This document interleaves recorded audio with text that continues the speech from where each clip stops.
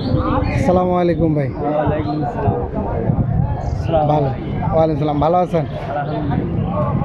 তারপর ব্যবসা বাণিজ্যের কি খবর ভাইয়া?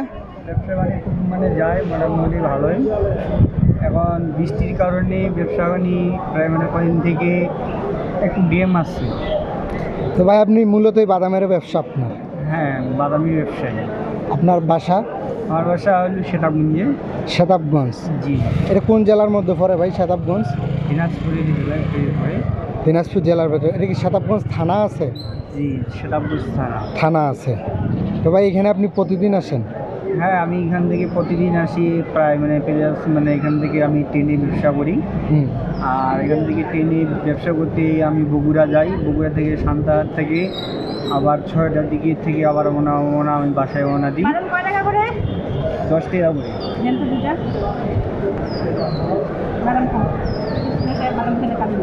নাও।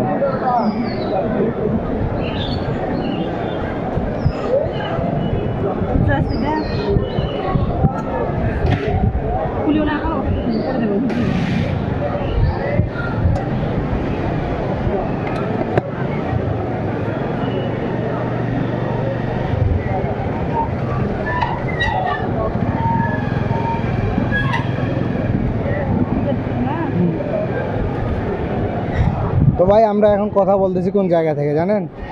আমরা এখন কথা বলতেছি দিনাজপুর কাছারি থেকে। দিনাজপুর কাছারি। এইখানে কি আপনি প্রতিদিন আসেন? আমি প্রায় মানে এখান থেকে প্রতিদিন আসি। প্রায় 2-3 দিন পর পর আসি। আর প্লাস আমি মানে ট্রেনে ব্যবসা করি। তারপরে মানে আমি বগুড়া যাই। বগুড়া থেকে প্রায় মানে ওখানে ব্যবসা করে সান্তাহার পঞ্চগড়ে যাই। আপনার প্রতিদিন বাদাম কতটুকু বিক্রি হয়?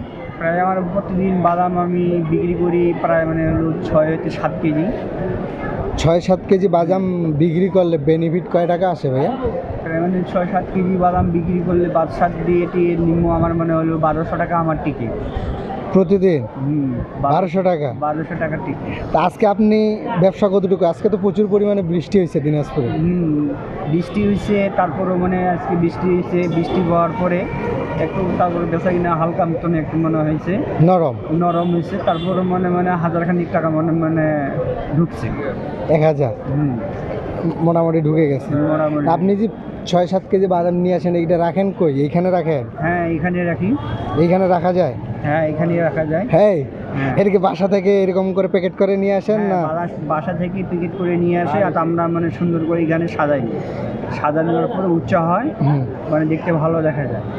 তারপর যখন আমরা একটা করে বিক্রি করি, 2-4টা করে বিক্রি করে বাদামটা আস্তে আস্তে যখন কমে গেল, তখন বাদামটা কমে যাওয়ার পরে আমরা এইভাবে মনে থাকি। আপনি 6-7 কেজি বাদাম আপনারা ওই গলার মধ্যে নিয়ে ঘুরেন, কষ্ট হয় না ভাই? হয়, কষ্ট হয়। কষ্ট ছাড়া তো ভাই কোনো জায়গায় মানে ব্যবসা করে কোনো জায়গায় মানে ইয়া নাই।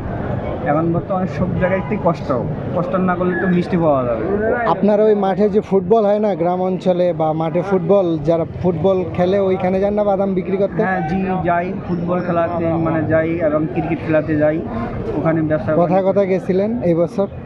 এই বছরে প্রায় মানে আমি গেছিলাম প্রায় মানে নাককাটিতে, তারপরে হয়েছিল রংপুরে, তারপরে মিরবাগ থেকে, তারপরে সোনাতলা হয়েছিল, ওখানে গেছিলাম। আর এবং প্রায় মানে হলো ফাঁসিলাডাঙ্গা ওখানে হয়েছিল। ওখানে দোকানদারি করছি, মোটামুটি ভালো দোকানদারি করছি। তো ভাই আপনার সঙ্গে আমি কিন্তু অনেকক্ষণ থেকে কথা বলছি, কিন্তু আপনার নামটা আমি এখনো মানে আপনার নাম আমি এখনো জানলাম না। আমার নাম মোহাম্মদ বেলাল হোসেন। বেলাল হোসেন। ভাইয়ের বিয়ের সাথে হয়েছে আমার? হ্যাঁ। হ্যাঁ, হ্যাঁ, বিয়ে সাথে হয়েছে? জি। ছেলে মেয়ে? আমার মানে ছেলে মেয়ে হলো 2টা মেয়ে, 1টা ছেলে। 2টা মেয়ে 1টা ছেলে। তাহলে আপনার বাসায় সেতাবগঞ্জে। আর আগে কি কোনো কাজকর্ম এরকম কিছু করতেন না? না, আগে প্রায় মানে আমার ঝালমুড়ির দোকান ছিল। ঝালমুড়ির? জি, ঝালমুড়ির দোকান ছিল মানে হলো হাই স্কুলে। মানে হাই স্কুল থেকে মানে কলেজ করতাম, কলেজ থেকে আবার মানে হাই স্কুল মানে আবার তো একটু বন্ধ আছে, বন্ধ করার পর মানে বাদাম ব্যবসা করে ওটা ফাঁকে ফাঁকে ওটা ওইটাও করেন আপনি? এমনি কৃষি কোনো কাজ করেন না? না, এমনিতে কোনো কৃষি কাজ করি না। আপনারা ভাই কয়জন? আমরা আমরা 2 ভাই 4 বোন। 2 ভাই 4 বোন। তো আমরা ভাইয়ের সঙ্গে কথা বলতেছিলাম, কি নাম বললেন ভাই? আমার নাম মোহাম্মদ বেলাল। বিলাল ভাইয়ের সঙ্গে কথা বলতেছিলাম দিনাজপুর কাছারি থেকে। 4-5 মিনিট যে কথা বললাম ভাই, আপনি কি রাগ করলেন আমার? না না না, আর করিনি। হ্যাঁ, না না, রাগ করলেন? না না। তো ভাই আমরা এখন বাদাম খাই। হ্যাঁ, সমস্যা নেই। বাদাম খাবো না? হ্যাঁ, খাবে, তো ভাই এখন আমাদের 2 ভাই একটা বাদাম খাই। সমস্যা নেই। হ্যাঁ, তো একটা বাদাম দিছে ভাই আমাকে কিন্তু। তো ভাইয়ের কাছে আমি একটা বাদাম নিছি, এটার দাম কত ভাই? 10 টাকা। 10 টাকা আর 90 টাকা, এটা আমার তরফ থেকে আপনার কাছে 100 টাকা দিলাম কিন্তু।